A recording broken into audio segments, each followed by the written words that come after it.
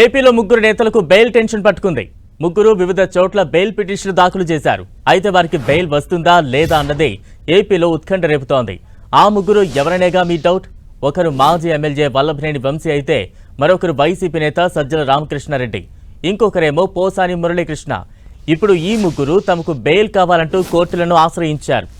ఇప్పటికే కిడ్నాప్ కేసులో అరెస్ట్ అయి జైల్లో ఉన్న వల్లభనేని వంశీ బెయిల్ కోసం కొన్ని రోజుల క్రితమే బెయిల్ పిటిషన్ దాఖలు చేశారు. అయితే విచారణ పూర్తి కాకపోవడంతో బెయిల్ పిటిషన్పై కోర్టు ఇంకా నిర్ణయం తీసుకోలేదు. ఇవాళ మరోసారి వంశీ బెయిల్పై విజయవాడ ఎస్సీ/ఎస్టీ స్పెషల్ కోర్టు విచారణ జరపనుంది. ఇప్పటికే వంశీ బెయిల్పై విచారణ జరిపింది కోర్టు. ఈ బెయిల్ పిటిషన్పై పీపీ ఇంకా కౌంటర్ దాఖలు చేయలేదు.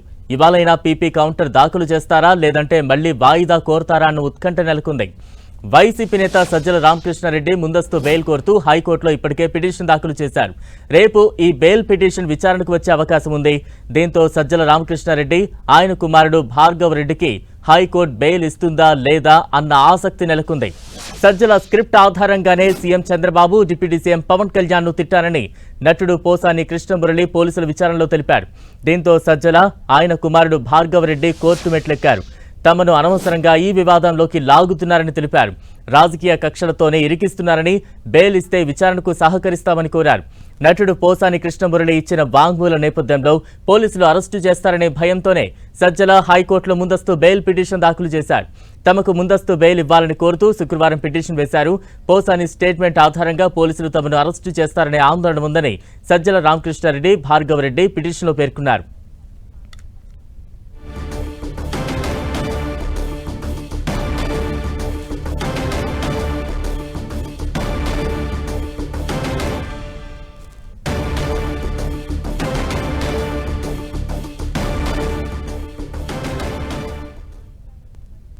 రైట్, ప్రస్తుతం చూస్తూ ఉన్న వంశీ బెయిల్ పిటిషన్ పై కౌంటర్ దాఖలు చేసే ఛాన్స్ ఉంది. దానికి సంబంధించిన అప్డేట్స్ మనం చూస్తూ ఉన్నాం. బెయిల్ పిటిషన్ పై ఇప్పటికే అనేక సార్లు వాయిదా కోరారు పీపీ.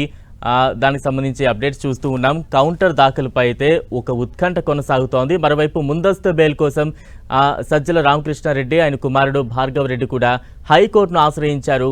పోసాని కృష్ణమురళి ఇచ్చిన స్టేట్మెంట్ ఆధారంగా వారిని కూడా అరెస్టు చేస్తారేమో అనే ఒక భయంతోనే ముందస్తుగా బెయిల్ పిటిషన్కి అయితే హైకోర్టును ఆశ్రయించారు. ఇక వారికి ముందస్తు బెయిల్ వస్తుందా రాదా అనే ఉత్కంఠ అయితే ప్రస్తుతం కొనసాగుతోంది.